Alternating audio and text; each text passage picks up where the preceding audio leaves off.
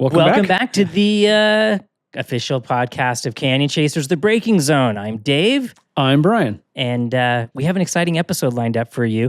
We're gonna answer a few more questions. But I think first, let's talk about winter testing. Yeah. Because some cool things are happening in the MotoGP world of winter testing. So we'll go into a few that I thought were really interesting. I finally had some time to sit down and go through the winter testing and see what people were doing and why they were doing it. So there's a few that I thought were really interesting. Yamaha, of course, is just trying to figure out how to do a V4 in MotoGP. The one thing I think that was interesting from them was, other than Toprak was interesting because he's Toprak. He's interesting all on his own. But they basically said, hey, good news. The problems it has in Valencia are the same problems it had in Sepang. They're the same problems it had in testing. They basically were actually happy that the shortcomings and issues that it had in Valencia matched what they had elsewhere, because it just spoke to, hey, the problems that you have are consistent, and these are the problems that the bike has fundamentally. So it gives them some direction of where to go. Whereas if they got there and had a totally different set of problems from Sepang and from their other testing, I think they'd be a little more lost on what to do next. That's maybe me being wishful thinking that they're going to make some progress here very soon, but at least they have consistent problems. So hopefully they have something to work on. All right, so that's cool to hear. We'll see. Yeah, I'm trying to spin this as positive as I can for Yamaha. I'm surprised that Yamaha, they seem to be making odd decisions. We've talked about this. They don't seem to be making much progress. We've talked about that. All of which I just find to be discouraging because I want to see them be competitive. I want to see them succeed. And I feel like they're kind of in their own way based on what we're seeing. So I also think that Yamaha and KTM are probably in the worst spots right now of all the teams. The KTM can look competitive because it has a Costa on it, and the Yamaha can look closer to not terrible because it has Quartararo on it. We have two aliens. I think it's fair to call them both aliens. On underperforming bikes. Both of them have made it very clear, if this bike that you have me on is not competitive in preseason testing, like in Sepang basically, you better start looking for a new rider because I'm out of here. They've both said that basically in interviews of, Fabio said, hey, if I don't feel like this bike is capable of routinely fighting for a podium or at least top fives in 2026, I won't be here in 27. Acosta's basically said the exact same thing, is if this thing doesn't feel like it's competitive in preseason testing before 26, I'm probably gone in 27. It'd be a shame for both of those teams to lose their alien, but at the same time, just like I want Yamaha to be successful, it would be a shame to see Acosta's talent squandered until he's injured by riding a bike that's not competitive. By all means, I would love to see him on something he can win on. And Quartararo has already won a world championship. I think he's capable of winning another one. He's a gifted rider. Both of those comments, though, I think lead to the fact that the silly season for 2027 going to be bonkers. Is going to kick off in the early half of 2026. I think you're going to see people jockeying for next year's rides very early on in 26. The crapshoot of it all, and they've said this as well, nobody really knows what the new regulations are going to do, right? Right. They not in that they don't know what they're going to do. They don't know which team's going to figure it out quicker. You would assume that going into the new regulations, Ducati would be in a good spot. But you would have assumed that Yamaha or Honda would have been in a good spot the last time things changed, and look where they are now. You watch this in Formula One does much more dramatic rule set changes whenever they do one. Like they're gearing up to do one right now, and Formula One fans are probably less than psyched about the new changes that they have to deal with. There always seems to be a really massive changing of the guard whenever they do that in Formula One. And I think we're going to see that here in MotoGP when they switch to the Pirellis and the 850s and the other, changes they're making. I think we might see a lot of this turn on its head again. I'm so tired of the Michelin front tire. I'm so tired of Aero, even though Aero is not completely going away. And I'm tired of ride height devices. And now they're talking, I think I heard next year they're going to be, some teams, they're already automatic. They're going up and down when they come onto the straightaway or when they're doing it on their own anymore. I remember when Marquez switched to Ducati, he was hitting the button at the wrong time and having all sorts of weird issues. but it was still something he had to kind of manage. Just let him be gone. So I'm wondering if the next generation, if the bikes will actually start to look a little bit more like the bikes we ride, on tires that are likely to be more similar to the tires that we use, and if there might actually be an increased level of relevance. Let's come back to that. I think that's a great point, and I think we can illustrate that actually. Okay. I want to talk about the other things I saw at the testing that I thought were really interesting. So for one, Bagnaia rode well. He seemed happy at Valencia, which was encouraging. So they probably brought back the 24 Ducati. Basically, right? And now you're hearing rumors and rumblings of, Ducati came out and basically said, hey, it was actually the ride height device and the swing arm and stuff. I don't think that they were lying. I think it was the ride height and swing arm and things like that were making an effect. I think that was a little bit of a red herring, though, because I think the engine is also different. And I think they wanted us to look over here and not focus on the engine. So they gave us... Because they don't want us to know their mistake. I think they gave us a half-truth, not the whole truth. Yeah. So I do think it was that, but I also think intrinsically the way that they had the inertia on the engine, something about it just didn't work for him and he could never get it sorted. So now I think they're going to something that suits him, more like the 24 did.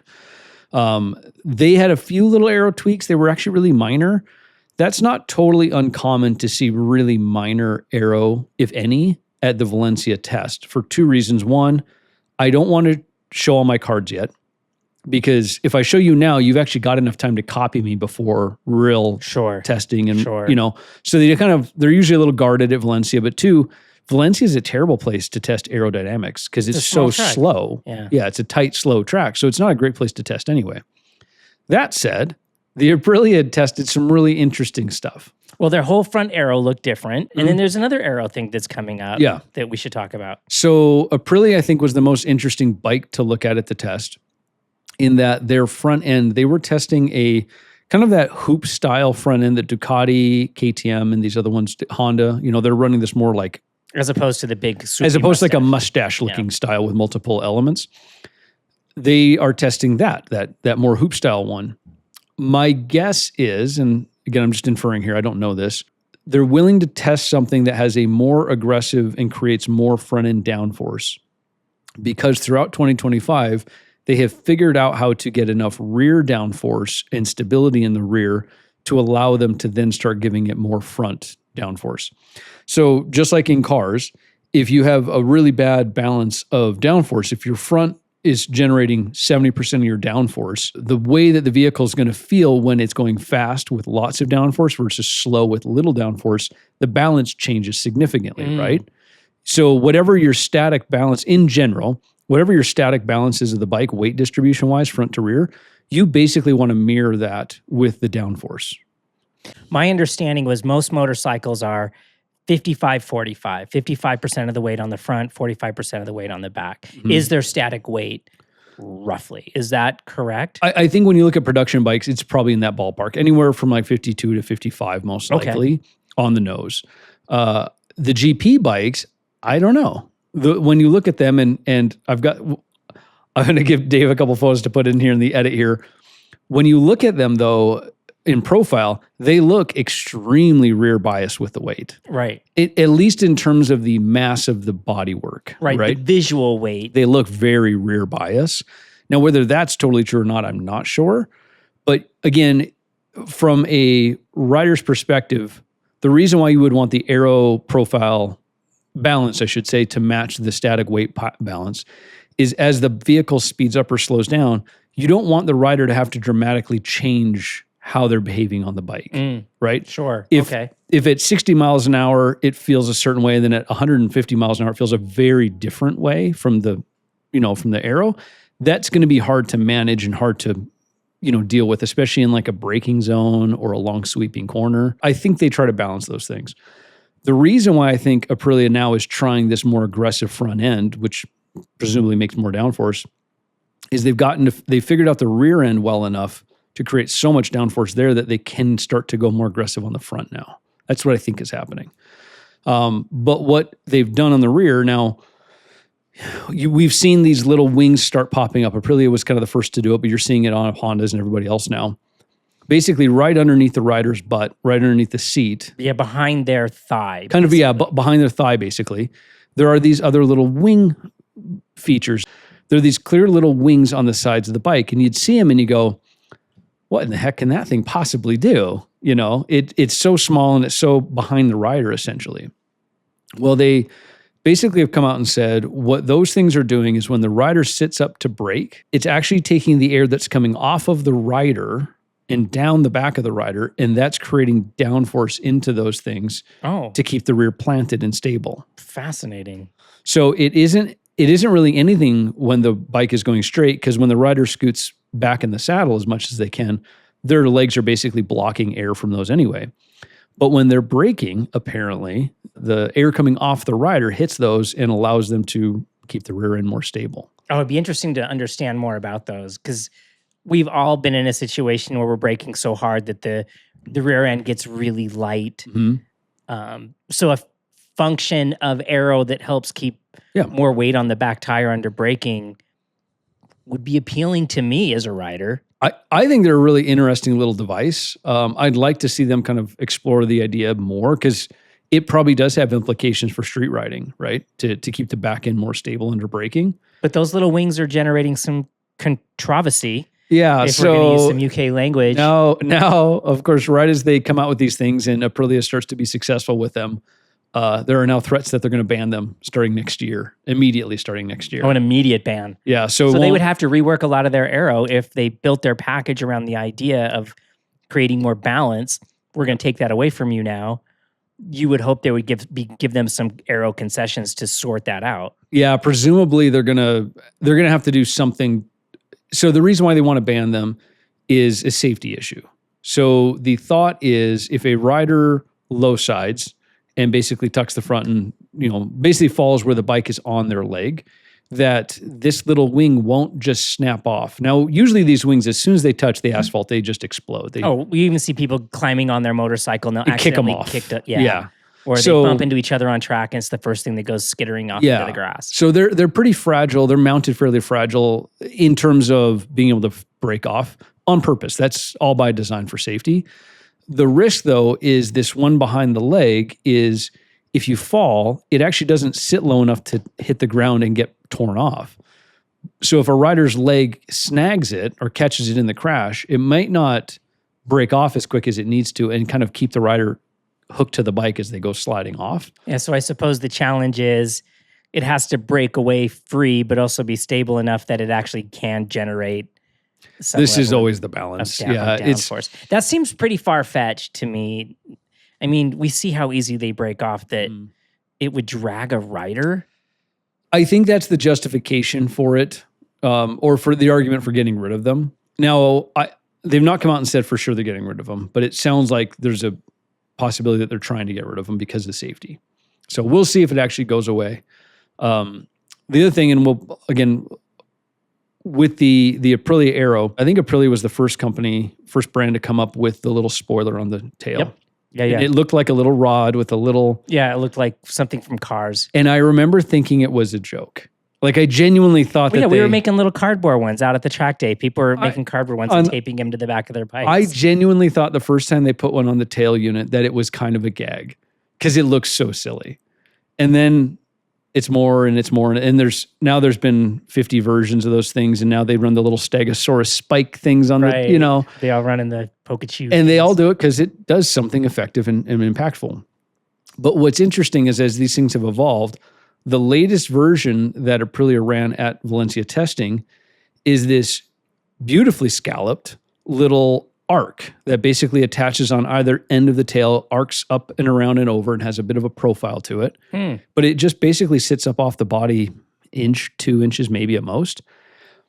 And I think the way it's basically speeding up air between the wing and the tail itself is where the downforce is coming from. Fascinating. And it looks good. It doesn't look stupid. Huh. So anyway, we'll see. We'll see how that goes. That's interesting where Aero can actually maybe be non-intrusive. I mean, we joke all the time about the Aero, especially like on naked bikes. You go by the Ducati Street Fighter and it has more Aero on it than a MotoGP bike. And it's just... And you're sitting bolt upright on it. Yeah, or the BMW ones that just look like a big giant apron that's hanging off the front of the bike. They look kind of silly. But if they actually had more real world application or benefit and could look a little, I'm sure somebody thinks that BMW wing looks good. I think it's a little garish. Yeah. Beauty's in the eye, I suppose. Garish is a nice way to say it. Yeah. But like the wing on the back would be cool because I mean, like behind you, I'm looking at my Multistrada and it has like the grab rails that are kind of a similar shape. Well, okay, why don't we make a grab rail that actually serves two functions? That's kind of what the Aprilia one looks like. Yeah. Yeah. That's kind of clever. Yeah. Interesting. It comes to the point that we mentioned earlier about this change in 2027 with the Aero, right? What they were effectively doing is they're reducing the bounding box, right? So while the Aero has to be a little narrower, a little bit shorter, it cannot overhang. If you put the bike in profile and drew a straight line from the front axle vertical, no Aero can be in front of that vertical line. Oh, really? Whereas right now they all stick way out in front of that vertical line. In front of the axle? In front of the axle, yeah. KTM has that funny little front fairing or fender they run sometimes that has like a little winglet built into the leading edge of their front fender. I would presume that that's illegal. I don't know that. But I think like the mudguard's okay. Actually, that's a great point. I don't know. The mudguard, I don't think they're going to make them cut that back to be vertical. The other ones too is they're putting those little wings like on the rear, underneath the rear axle. Yep. And I think there's some on the front now too, around on the fork legs. Yeah. Yep. Well, they have the fork leg ones that stick out. There's also, they're on the disc. They almost look like a... Oh, yeah. And they're kind of a ground effect deal. Below I think those would be legal, but basically the nose piece, again, if you draw that straight line from the axle up, it all has to be behind it, which changes the balance a ton. Because if you think about, if I've got the axle here, if I can put weight on the nose beyond that, I can dig the front end better, right? Okay, yeah, so leverage. So now I'm all behind it, right? So that I think is going to make a big difference. But you're seeing as they're getting more sophisticated with these designs, a lot of them are getting, for one, they're getting much kind of sexier. Like they're much more into the bodywork and blended much more nicely. It's not just these stuck on, afterthought type wings. Even the Ducatis now, the ones they tested Valencia, the main thing that you saw different was the way that the surfaces terminate, which is a fancy way of saying like, how does it blend back into the bodywork? And they all look way less just like bolted on. They look much more intentional and smoothed. So I think we're going to see way more of that. My guess is it probably won't almost make any difference in terms of aero performance. I think they'll have sorted it out well enough that they don't really lose much downforce with this change. But if the bikes look nicer, I'm good. I'm good with that too. Yeah. Yeah, because we were talking about visual weight of the motorcycles when we were talking about that. I was thinking back to that Honda GP bike where the tail was so itty bitty teeny tiny that they put the rear number plate on the rear fender, like a hugger over the rear wheel. That bike looked so cool. Yeah. I kind of miss those. Or even our Aprilias have these teeny little tail sections that I think look really sharp. Better. I think it looks good, as opposed to the big mass damper, lunchbox, pizza carrier, So you mentioned earlier, do we think that this switch in 27 to Pirelli is going to start making these bikes look more like normal production bikes because of the tires? Well, and if there's less aero, they're going to ride them more like we ride? Yeah, is it a more normal bike, for lack of a better word? So if you look at a current MotoGP bike and you put it next to a World Superbike in profile, the World Superbike looks an awful lot like a street bike. Obviously, it's production based. Well, it's supposed to be. It's supposed to be a homologated. But even then, these, BMW and Ducati who make homologation specials, if it was in their interest to basically have a production MotoGP bike, that's what they would have, right? Sure. If it said, hey, performance-wise, because of the Pirellis we run in World Superbike, we need all of the weight in the tail. We need all the weight shoved back. We need the front end out there floating. That's what they would sell, but they don't. They sell a bike that looks very normal in terms of proportions. It's got a usually very slim, small tail, much more nose bias with the bodywork and the weight, like kind of over the front wheel, than MotoGP. So to that, we did the tire episode, which has a ton of comments. People want to know more about tires. So we'll try to dig into that at some point. But the Pirelli as a sort of philosophy, right? It's a much more balanced tire front to rear in terms of performance If I'd say, if anything, it's probably a better front tire than it is a rear tire overall, but it's a very balanced package, I would say. Those riders in World Superbike and racing Pirellis can put so much more brake force and turning force into the front end of that Pirelli that you see the bike keeping a lot of weight on the nose, versus Michelin's, it's all shoved to the back because the back tire is better. My guess is, even though Pirelli's going to start making a MotoGP tire, it is still a Pirelli tire at the end of the day. It is going to carry a lot of that thought process into MotoGP. So a long answer, but my guess is we're going to see bikes start to look more normal again with the Pirellis, because the front tire is a really good front tire. That's good to hear, because part of the joy of watching racing is to pay attention to the best riders in the world and try to figure out what they're doing. Mm-hmm. But because the MotoGP bikes have gone so weird with the Michelin awful front tire, the ride height devices in Aero, that World Superbike is actually the one, they're probably riding more the way, it's more emulatable. Yep. Because they're like MotoGP, they're solving for problems that we don't have, and they're dealing with a bike that's so different from ours. And, you can say, all right, well, Formula One, if it's the analog to MotoGP, well, okay, yeah, they have a lot more downforce. They need to be going faster to get the grip, which is a little different. But how you drive a car is still how you drive a car, right? You can still look at what, Hamilton is doing and find some sort of parallel with what you're doing in your Subaru. And MotoGP bike seems to have, like, especially this current generation, has deviated from that. And for me, it's taken a little bit of the joy out of watching it, because there's less to be gleaned from watching what Marquez is doing, because he might be doing something that could be really detrimental on a normal street bike, but I don't know, right? Like, yeah, for sure. Yeah, I think the huge emphasis on the rear tire with Michelin's and then the aerodynamics has really made it a very different animal, right? It's very, very different than what we're used to. Hindsight's always 20/20, but when you look kind of back to the MotoGP era when they first switched to 4 strokes, 02, something like that, up to kind of 2014 or so, before Ducati really got into trying to do anything with Aero, that was probably kind of the golden era of like, oh, that's the pinnacle of the sport, and what they're doing almost across the board translates to what I can do on a bike. Right. Not in terms of my skill set, but in terms of what you do functionally. Well, that's where a lot of programs and a lot of modern theory about how we ride a motorcycle came from that era, because especially with Yamaha, they were, Yamaha Champ School, they were talking to, the school was here at that time, and that's when all the racers were coming here to these schools.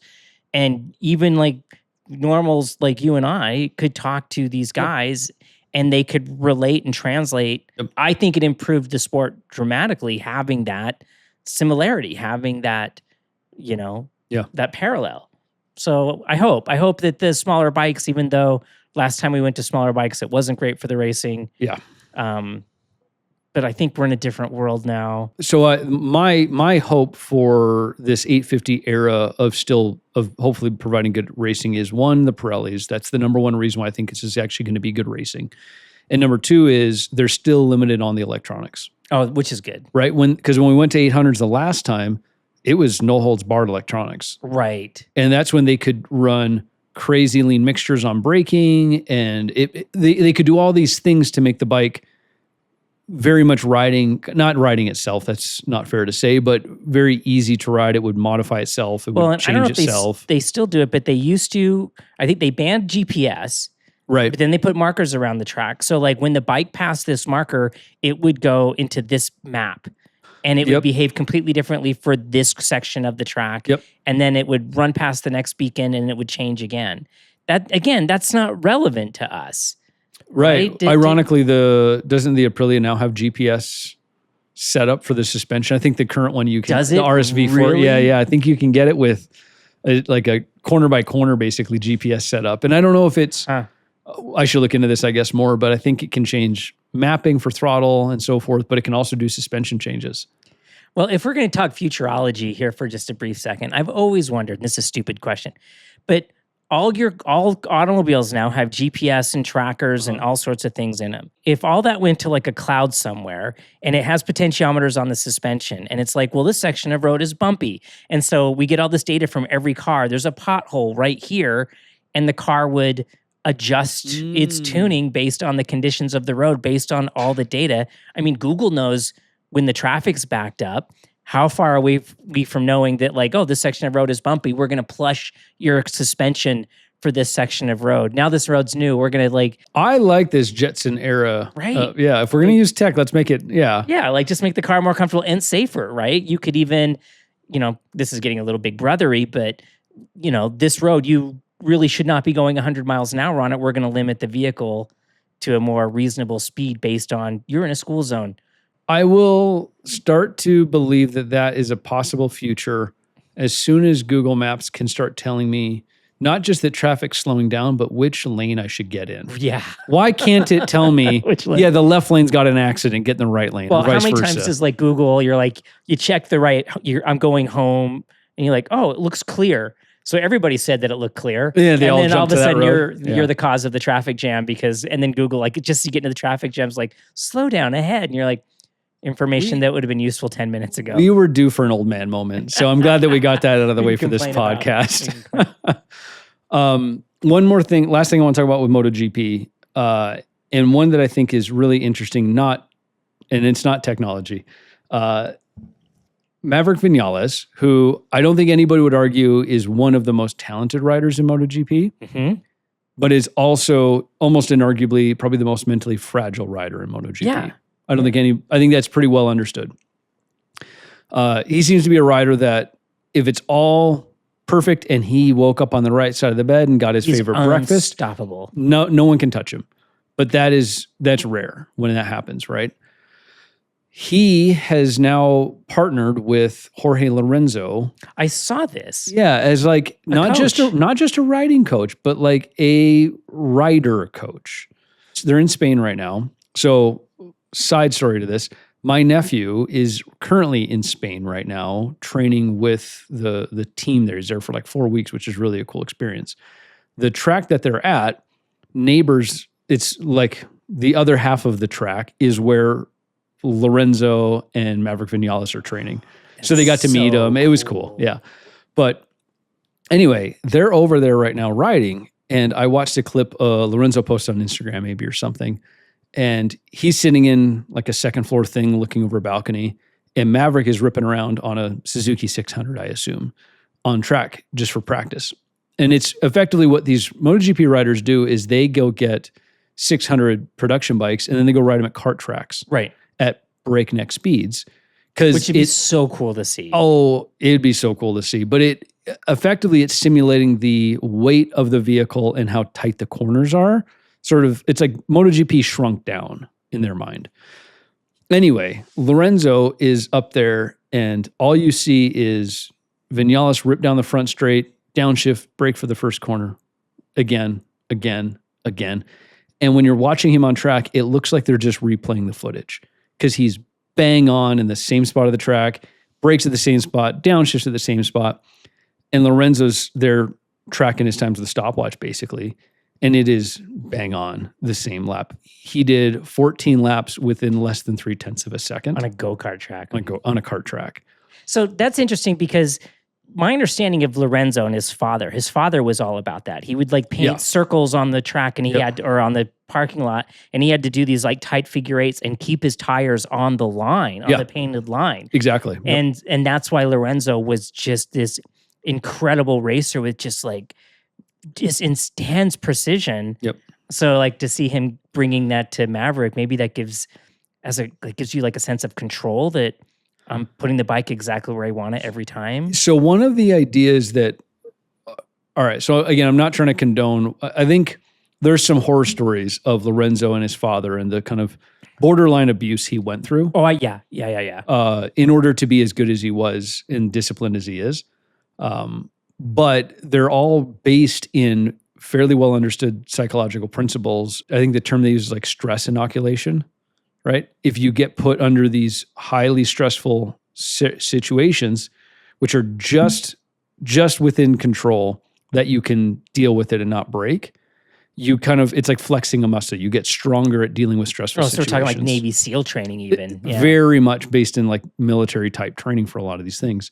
He was doing that with his son, Lorenzo. We'll leave that alone. But the point of the story is, I'm not condoning this or saying this is how it's supposed to be done, but it did create a person who was extremely resilient and weird. I think Jorge's a very odd person because of that. In a very strained relationship, but it did create a person who's very resilient and metronomic when he's on track and doesn't get fazed by things. I think the idea here is Lorenzo's going to try to bring some of that, at least a healthy amount of that, to Maverick to help him start to be a bit more resilient and be able to handle these situations better as a racer, not just as a rider. Well, I hope it works out for him. I really do, because, as you said, Maverick is such a gifted rider. And I've said for years that maybe he should be a test rider because he could absolutely test the bike to its limits where not every test rider can.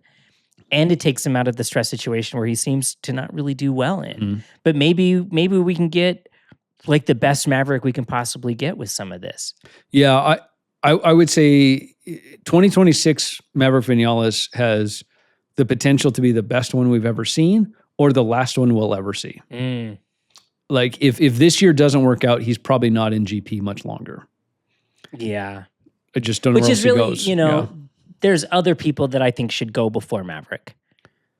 Right? There's definitely a few that will. Yeah. Just based on resume alone, if nothing else. And they're aging out or whatever. But there's people that have seats that should go long before Maverick goes, in my humble opinion. Yeah, I would agree. And we don't need to throw names out. Maybe another day. So anyway, I think that's plenty about MotoGP for today, even though we're done with the season. We had a viewer send in a question that I think is an interesting one that we should probably go into a little bit more detail on. Before we get to that question, there's one I really want to answer. We got a question. I'm going to get it wrong. Hristo Bogdanov. I hope I got it right. We tried our best. There's a motorcycle that he just loves, and he's having a hard time justifying it. And so he thinks the better choice is another bike with it is effectively the same bike. So he's looking at the MV Agusta Veloce. I can't remember exactly what it is, but it's their adventure bike. The MV Agusta, whatever. Aero something. Yeah. Yes. I love this motor. And he's like, should I get that? The more sensible thing to get is the KTM SMT 890, which is effectively the same motorcycle. And does the same job, right? Well, I think the SMT has smaller wheels. That MV Agusta, I think it's one of my favorite bikes you can buy. But I think he needs to just go get the bike. He's trying to justify his way out of it, but he's obviously in love with it. What he's talking about, how he wants to ride, he wants it to commute or whatever. Adventure bikes, those mid-tier adventure bikes are amazing commuters. You have the longer travel suspension. You have the dirt bikey wheels. So they deal extraordinarily well with crappy roads and potholes and all the crap you have to deal with on a commute.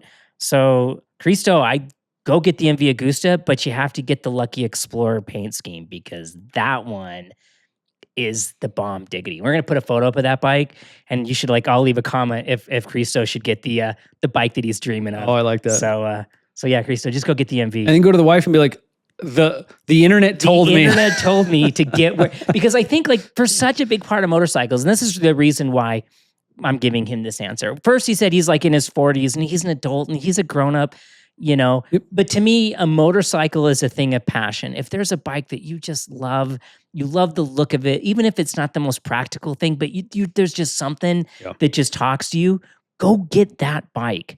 Don't get the one that's maybe more practical.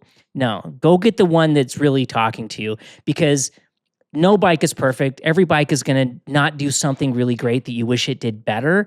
So get the one that you love looking at, and it's just everything you want it to be, and you're going to have a better experience. So yeah. So I had not seen this bike until I got over here before we started shooting. And Dave was like, oh, you got to see this bike. We pull it up on the computer, and he's showing it to me. And as Dave's going through this, all I'm thinking is, Ever since he rode a Transalp and that Aprilia Touareg, Dave loves adventure bikes. I've always liked adventure bikes, but I always liked adventure bikes with 17-inch front wheels. I love the seating position. I love the long travel suspension. I think for most real-world applications, the adventure bike is kind of a better do-all platform. The video that I'm working on right now, which is the review of the Honda Transalp, there's some things that happen while we're testing that bike. They are so flexible. They are so capable. If you're only going to own one motorcycle, it's hard not to look too close at an adventure bike. And I'm talking from freaking track days even. You can do track days, you can tour on them, you can ride dirt roads, you can commute over crappy, surface streets. Yeah. And they're awesome. So, yeah, I've always liked adventure bikes. And they're really nice on your back. And you can see through traffic really well because you're sitting bolt upright. Yeah. So it's easy to look around. Anyway, enough on that bike. Go buy your MV. Send Dave a photo of your MV. Yeah, please do. Yeah. So let's get into the other question. So we had another viewer write in a question, and we'll answer this, but I think we need to talk about this in a broader aspect, not just the question itself. Right. But basically the question was, hey, I ride on the street. And when I'm riding on the street, I ride pretty aggressively. I will get my knee down even on the street. What do you guys think of that? Is that okay? Am I way out of line? What's your thought? And it's fairly open-ended without a bunch of ego. I think this is a worthwhile question to answer, though.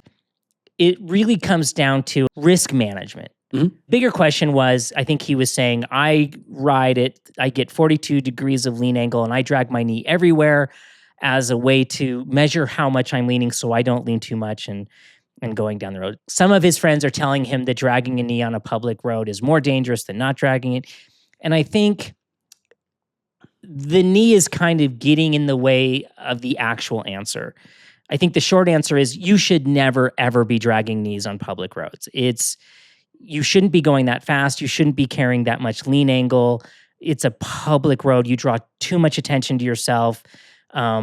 The constabulary law enforcement is not going to look favorably on that. You're just kind of opening a can of worms regardless of the risk of what's going on, right? I think he says, I'm really tall, so my knee touches down easy. I can relate to that. I am not tall. It was many years before my knees touched consistently. So there's some validity in his statement. Yep. But I mean, what are your kind of initial thoughts on this before we dive in too deep? So I think the first thing is, remember, this is a question that we were asked for our opinion on.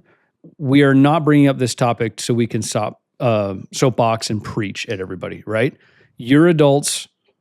You're going to do what you're going to do, regardless of what two guys in a garage think about what you're going to do. Okay, so this isn't our chance to tell you how to live your life. But it is a sensitive thing, right? So with that context in mind, like Dave said, it's all about risk. The question is not, my knee touch the ground, does that mean I'm being dangerous? I promise you can be dangerous without your knee on the ground. Right? Yeah, for sure. So I wouldn't say that that's not the line in the sand in my mind.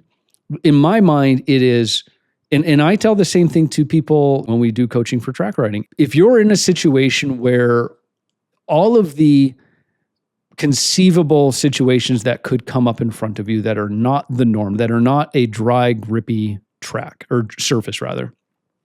If you can deal with all of the conceivable things that can come up that would throw that out of whack, meaning gravel on the road, fluid on the road, a car crossing the double yellow, or who knows, hauling a trailer, wildlife, any number of things that can happen and absolutely do happen on the road. If you're riding in such a way that your speed allows you to deal with that safely and not go off the road and not crash, then that's an acceptable speed, right? If you are coming around a corner and you're going so fast that you're leaned over so far that your knee is on the ground, the odds that if all of a sudden you were surprised by a deer in the middle of the road or a car that's on the side of the road leaking fluid across the road, if you think you could deal with those things, I would, for one, I would doubt that. But two, if that's your level of comfort, then that's your level of comfort with that thing. And that's the risk you're accepting. But I doubt it, right? If you're leaned over that far to be able to drag a knee on the public road, the odds that you're going to perfectly handle some unexpected thing on the road is next to zero, I would say. So let's talk about the knee for a second, because we do a lot of coaching on the racetrack where the objective for a lot of riders is to get their knee on the ground, right? And I think he even mentioned in his comment that it looks cool, it feels cool. Yeah. It absolutely does. Looks cool. Like the first time you drag a knee as a track rider, it's like a momentous moment, right? Like it's a moment that's celebrated. Yeah. It's a big accomplishment. But we coach a lot of people who show up for their first or second track day and they're dragging knees almost immediately. And it's almost always caused by they don't really have that great a posture, that their posture is actually causing them to lean more. So their knee is touching premature.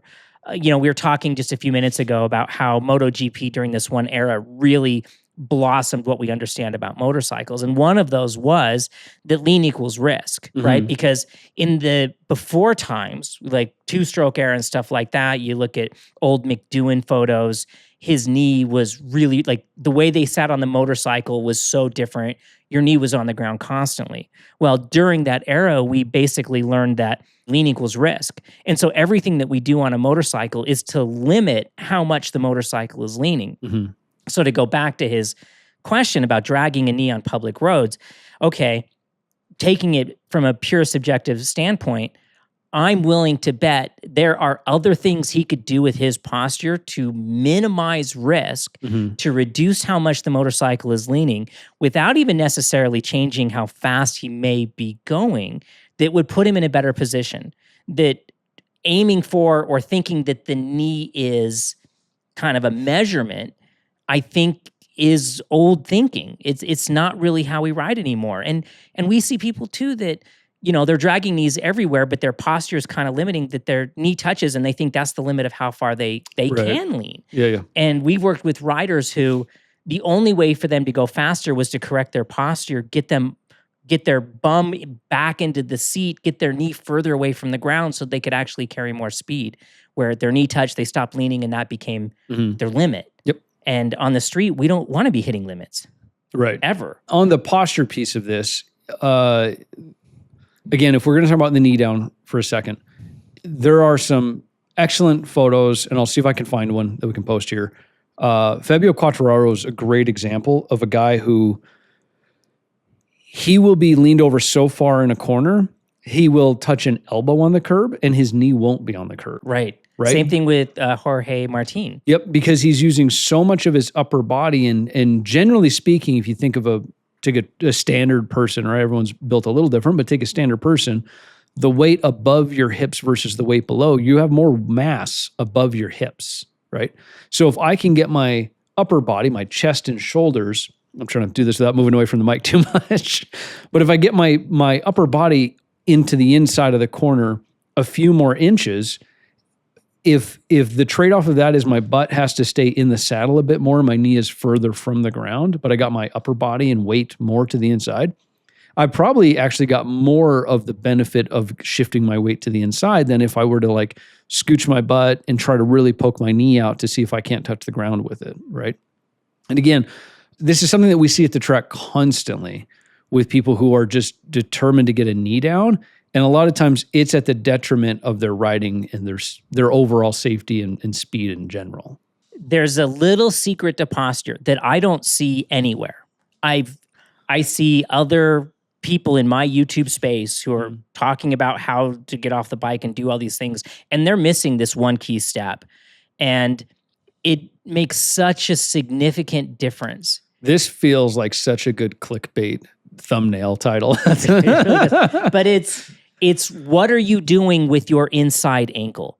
Because if you look at most of the fast guys on YouTube or social media who are dragging knees in places and you look at their inside ankle, almost all of their ankles are soggy, meaning their ankle is relaxed. Their it's like the heel's is almost dropped down. Yeah. And so it's not allowing them to put much weight into the inside peg. It's kind of it's like this soft, flexible thing where what we want to do is we want to like do a calf raise on that inside foot peg where our heel is up in the air. We're pointing our toe down and our inside leg is flexed and really tight. And that makes it easier for you to get your head down, makes it harder for you to get your knee down, but it's such an important factor in keeping the bike more upright for a given speed that you lose so much control and so much precision by having that soggy inside ankle that, I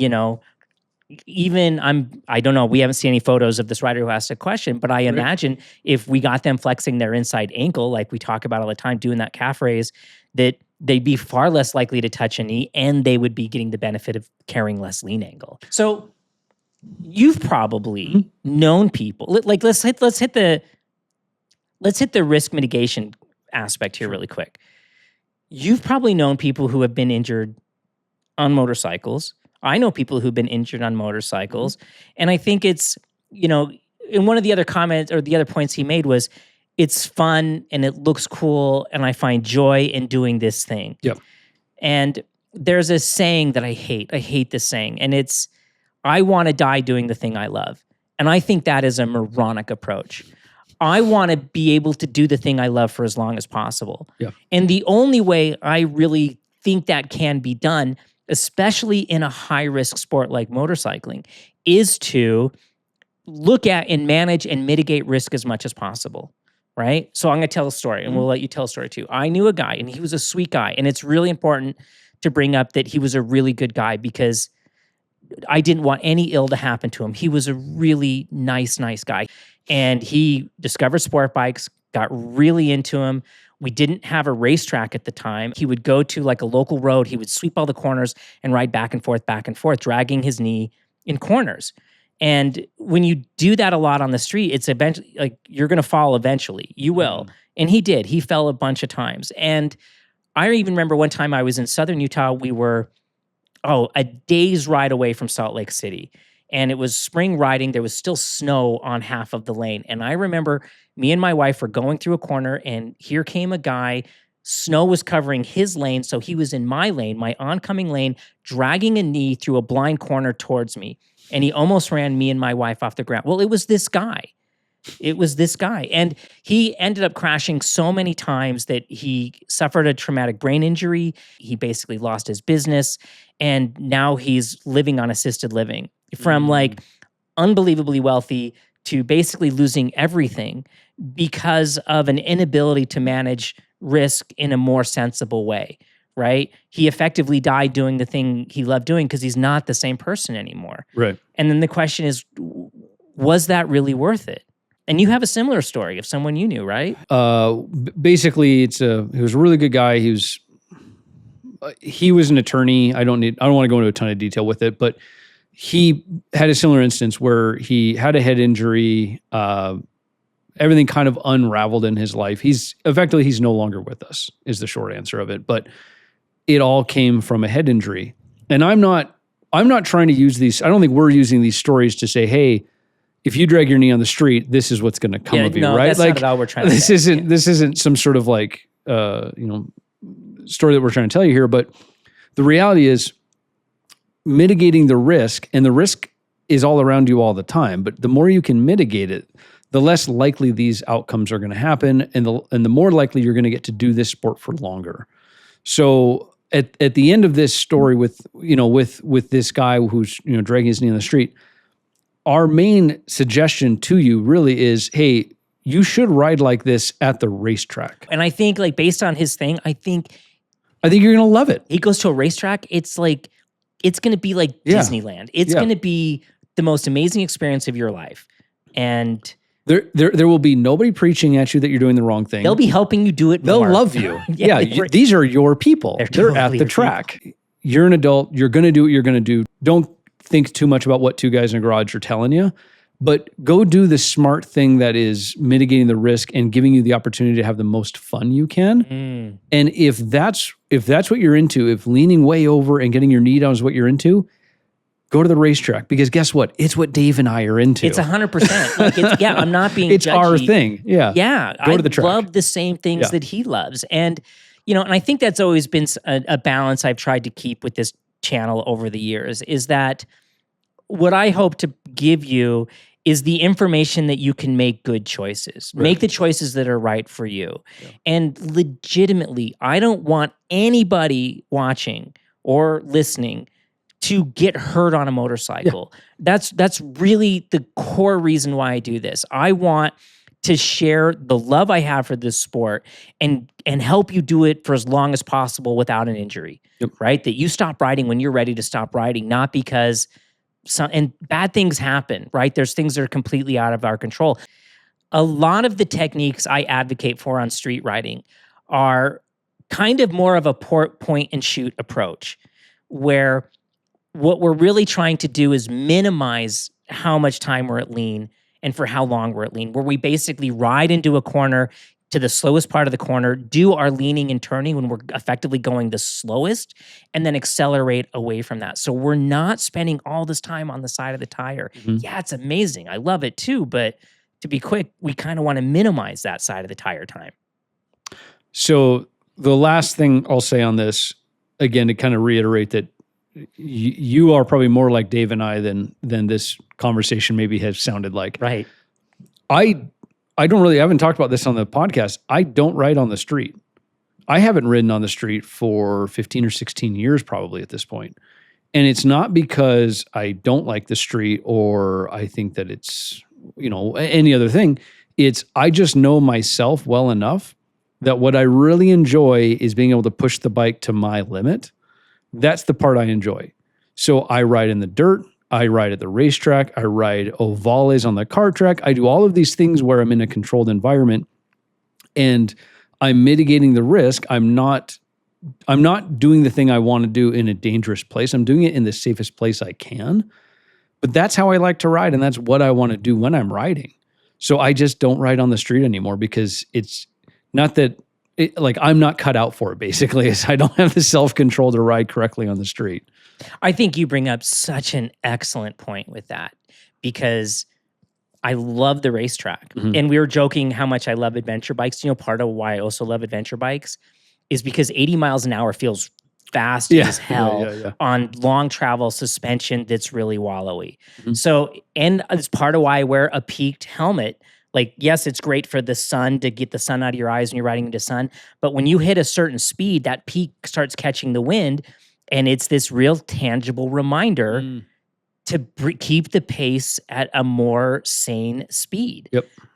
And it's doing these things to, again, I want to keep doing this for as long as possible. So putting me on a goofy adventure bike with long travel suspension and my touring helmet with the big thing, these are all just little reminders to keep me from knowing myself, right? When I brought my Aprilia home, it was still street legal, so I took it over one canyon before I turned it into a track bike.